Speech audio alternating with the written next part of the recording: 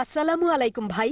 তার প্রশ্নটি হলো, যদি সর্বশক্তিমান আল্লাহ যে কোনো কিছুই তৈরি করতে পারেন, কেন তার সমস্ত পৃথিবী তৈরি করতে 6 দিন লাগলো?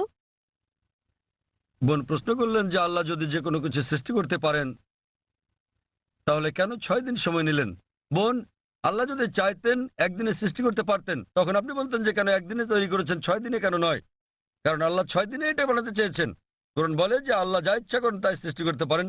অনেক আয়াতে আছে, আল্লাহ বলেন কোরআনে সূরা আলে ইমরান অধ্যায় 3 আয়াত নম্বর 59, ইন্না মাসালা ঈসা ইনদাল্লাহি কামিসাল আদম খালাকা মিন তুরাব সুম্মা ক্বালা লাহু কুন ফায়াকুন।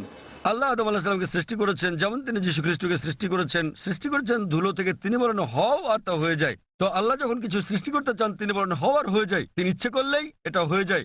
আল্লাহ যদি ইচ্ছে করেন আপনি 9 মাস পরে জন্মাবেন, তাহলে আপনি 9 মাস পরে জন্ম নেবেন। আল্লাহ যদি চান 1 সেকেন্ডে, তাহলে মাত্র 1 সেকেন্ডেই। তো আল্লাহ চাইলেন যে তিনি কোনো কিছু 6 দিনে সৃষ্টি করবেন, তাই তিনি করলেন। এমন না যে আল্লাহ একদিনে করতে পারতেন না, একদিন কেন 1 সেকেন্ডেও তিনি করতে পারতেন। আল্লাহ চেয়েছেন এটা 6 দিনে বানাতে, সেজন্য 6 দিনে হয়েছে।